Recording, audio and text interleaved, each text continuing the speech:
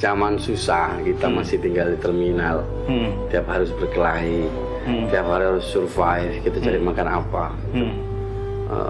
Susah. Kadang-kadang jadi tukang cat, kadang-kadang juga jadi tukang las, kadang-kadang juga debt collector.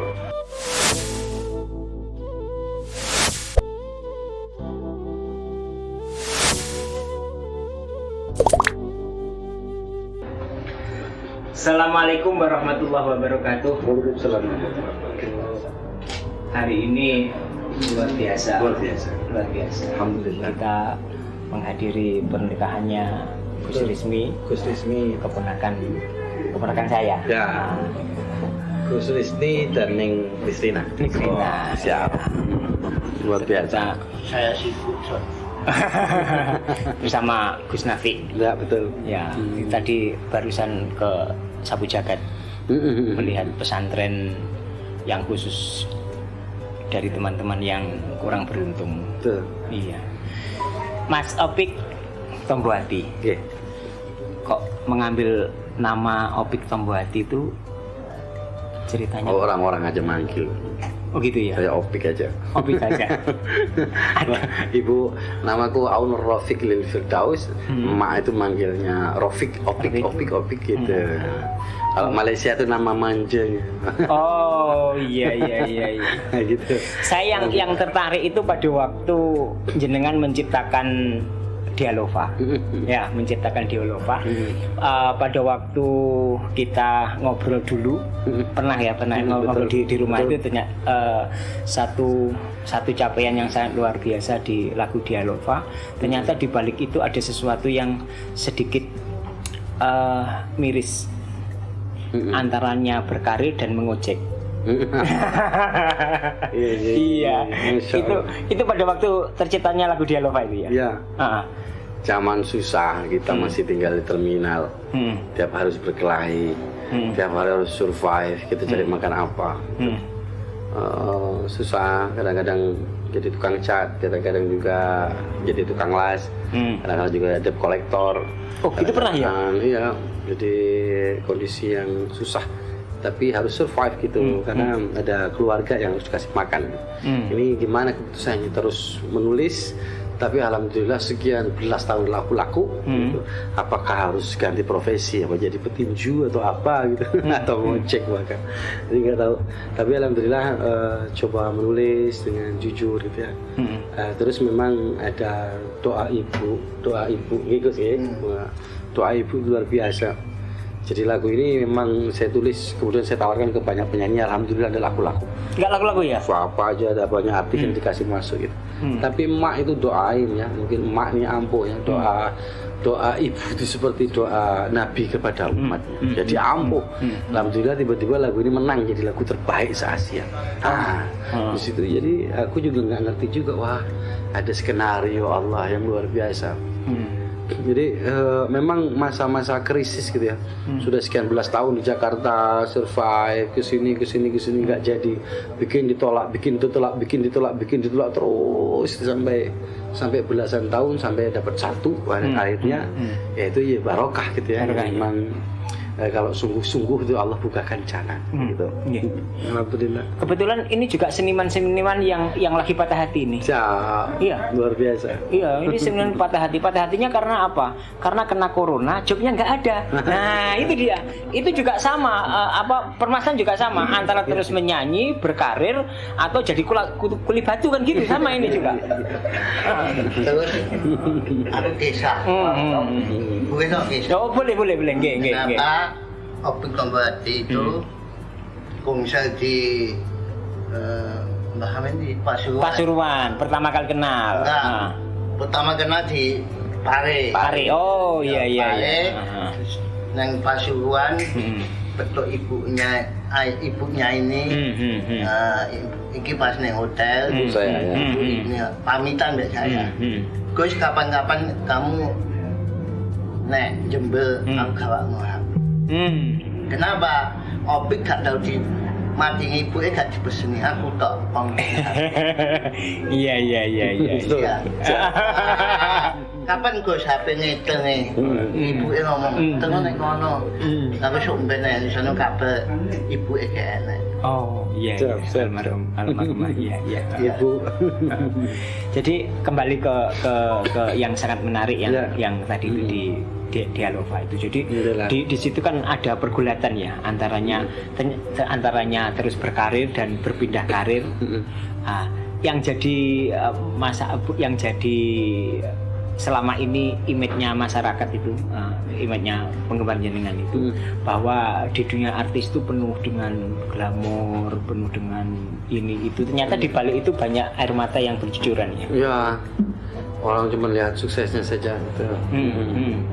Jadi memang kondisi yang sangat terbatas gitu ya. Kita coba bertahan gitu. Kadang-kadang jaga klub malam juga. Jadi pernah jadi centeng juga ya? Ya kita jagain orang gitu. Terus macam-macam gitu survive ya. Tapi yang jelas saya yakin bahwa saya cari uang. So, saya punya uang sekian bulan saya bekerja, kemudian saya coba sewa satu studio. Saya buat bikin demo tape gitu, lagu gitu. Tawarin lagi, ditolak lagi, kerja lagi, dapat uang lagi, kita sewa studio rekaman, kita rekaman, alhamdulillah ditolak lagi. Terus kita kerja lagi, sewa studio rekaman lagi, kita ditolak lagi, dan terus berlangsung. Tapi ya ini tidak boleh menyerah karena memang bisanya itu saja, bisa berkelahi, bisa ngaji, bisa nyanyi. Milih yang mana ini gitu. Kayaknya harus milih yang nyanyi. Milih yang nyanyi karena paling tidak nyanyi itu pertama menghibur diri sendiri, kedua juga menghibur orang lain, ketiga bisa semoga menjadi penopang kan gitu. Jadi kalau keluar itu ngeter Gus. Ini sederhana ya. Kalau zaman dulu itu bahwa setiap syair perintah dari Allah kepada utusan ini kan ada perintahnya. Alhamdulillah sami'il alim syaitanir rajim. Bismillahirrahmanirrahim. Inna arsalnaka syahidan wa mubasysyiran wa nadhiran. Tiga ini patokan saya menulis. Bahwa lagu saya menjadi persaksian, bahwa lagu saya menjadi kabar gembira, bahwa lagu saya menjadi peringatan. Gitu saja. Makanya kata banyak kok kesannya Mas Sopi lagunya kok mati-mati bila waktu tentang kematian di peringatan. Terangkanlah. Iya. Yang dirilis ulang sama itu ya, siapa? Dinyanyikan oleh Charlie itu ya. Ada. Jadi banyak konsep, tetap terkonsep lah gitu, masih di wilayah itu saja. Meskipun dulu saya bikin lagu di Lost Labor gitu, kita rekaman di Lost Labor, kita rekaman sama recording company kan Takwa dulu, Airus, ada Stupa, pindah lagi ke Warna Music, pindah lagi sampai ke Kuari sampai sekarang. Itu tuh prosesnya panjang banget. Ada sepinya, pokoknya itu baru setelah 17 tahun baru ada hasil. 17 tahun ya? 17 tahun. Mas, sampai jadi pemusik berapa tahun Mas? 2009? Kalau 2009 sampai sekarang? Ya berarti kan belum ada 17 tahun kan? Ya dihitung aja lah nanti kan. Sampai 17 tahun Mas Opik baru berhasil kan? Kalau sampai belum kan berarti ya belum lah itu nanti. Belum. Jadi coba sampai setelah dikasih kemenangan oleh Allah, habis itu ya ada rezeki lagi yang Tembati ya. Tiba-tiba diapresiasi di Malaysia, di Brunei, di Filipina, Singapura, di Indonesia. Alhamdulillah sampai sekarang gitu ya. Sekarang sudah hampir 20 album. Alhamdulillah. Ya. Siap. Saya itu mendengarkan lagu Dialova. Setiap kali jenengan kesini tuh request saya tetap Dialova. Karena kalau saya mendengarkan lagu Dialova itu seperti hampir nangis gitu. Ada sesuatu yang sangat mengena gitu. Dialova itu luar biasa bagi saya. Siap. Itu pada waktu itu terciptanya gimana ya? Betapa tidak layaknya saya di hadapan Allah. Betapa tidak layaknya saya di hadapan Rasulullah SAW. Saya ungkapkan di situ.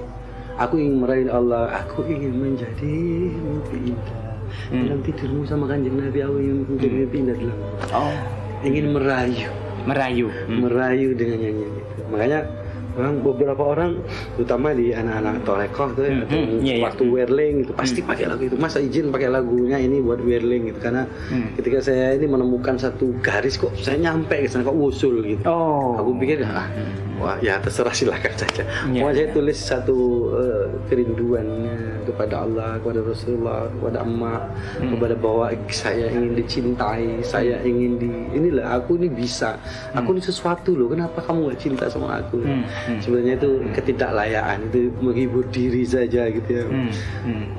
Kayak gitu, kayak apa ya? Ya itulah rasanya kok jauh, tapi aku ingin mencintaimu tapi aku tidak layak gitu. Tapi tanpa cinta ini aku mati, gimana? Aku terpaksa harus mencintaimu. Dulu kalau tidak salah Mas Opi itu alirnya rock ya? Ya. Dulu kan pernah saya tahu itu rambutnya panjang. Insya Allah, alhamdulillah. Sekarang yang jenggotnya yang panjang. Yang menarik itu kan di saat menjelaskan bahwa rambutnya Rasulullah itu. Iya. Ceritanya gimana itu kok kan sesuatu yang istimewa lah bagi kita semuanya kan yang istimewa kan. Jadi anak bagus. Tetap itu tadi. Kayaknya kalau lihat muka saya, amalnya, hari-harinya, sembayangnya, sholatnya nggak ada yang pantas. Aku berpikir cuma satu saja. Aku ingat sama emak gitu ya, sama emakku, sama ibuku. Ketika aku menulis kambing, menggambar kambing, seret aku tunjukin sama emak. Mak, ini gambarku, mak. Emakku tuh tertawa. Wah, luar biasa. Kamu ini melukis kambing dengan cara alternatif. Kok lain sekali ya dengan kambing yang sebenarnya. Tapi ini bagus nak, ini luar biasa. Ini inspiratif. Wah, aku dukung kamu bagus banget. Nah, aku sama emakku bisa begitu.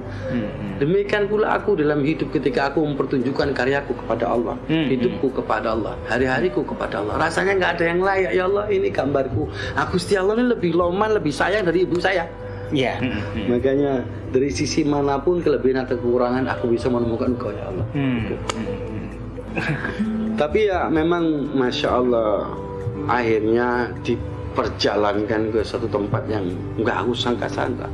Aku buat konser di Rusia, diundang di keliling dunia itu hanya untuk menyanyi. Padahal saya bahasa Arab ya gak karu-karuan, bahasa Inggris juga gak karu-karuan, tapi akhirnya harus diperjalankan oleh Gusti Allah kemana-mana untuk konser gitu. Jadi Masya Allah ini barokah lah menurut saya.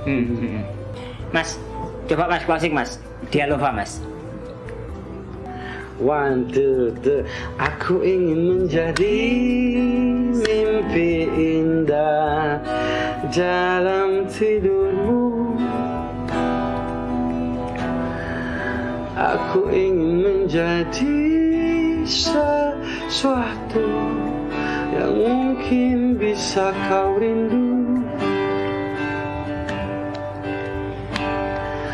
Karena langkah merampu tanpa dirimu. Karena hati telah letih. Oke, terima kasih. Memang perjalanan jenengan itu sering saya ceritakan kepada teman-teman pemusik. Jadi saya ceritakan bahwa untuk ikhtiar itu tidak segampang sesuatu yang sudah diraih. Itu memang seperti itu. Ini kan juga seniman dari Kota Jombang. Itu punya sanggar seni. Luar biasa. Iya, teman-temannya itu banyak sekali. Itu sebelum corona itu ada 50 orang muridnya private. Begitu corona tinggal 3. Nah, itu jadi masalah itu juga. Tapi nggak apa-apa. Kemarin itu kita bisa tahu Mas, ini kan cuman peringatan buat kita bagaimana kita bisa survive.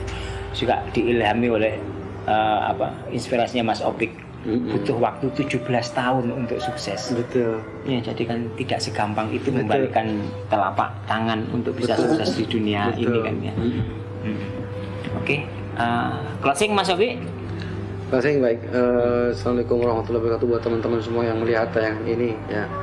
Bahwa kalian itu spesial. Kita semua itu spesial. Ketika engkau punya Allah dalam hidupmu, seperti apapun pencapaianmu, apakah punya ilmu, nggak punya ilmu, apakah pinter atau nggak pinter, nggak penting.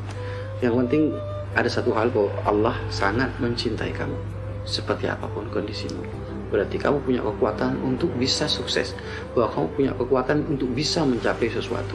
Saya tidak bisa ngaji, saya bukan siapa-siapa, saya tinggal di terminal, keluarga saya juga miskin, tapi Masya Allah, Allah kalau berkehendak bisa menjadikan apapun. Tidak bisa ngaji, tapi saya ikut pertemuan ulama sedunia. Iya. Saya masuk ke Suriah, saya masuk ke Gaza, saya masuk ke Lebanon, saya masuk ke Jordan, saya masuk ke Turki, ke Mesir. Kita semua ketemu dengan para ulama seluruh dunia. Allah bisa menghantarkan siapapun dari kamu. Kalau kamu punya Allah, maka kamu spesial dan kamu punya kekuatan yang tidak kamu duga untuk kamu bisa mencapai sesuatu. Rock and roll boleh, kita ngeband boleh, kita hardcore boleh, terserah mau apa saja, tapi jangan hilang Allah di hati. Insya Allah kamu sukses, insya Allah dunia akhirat. Amin, amin, amin, amin, amin. Oke, terima kasih Mas. Kita ketemu lagi, kita ulik lagi besok. Oke. Terima kasih Gus. Baik, Assalamualaikum. Salam.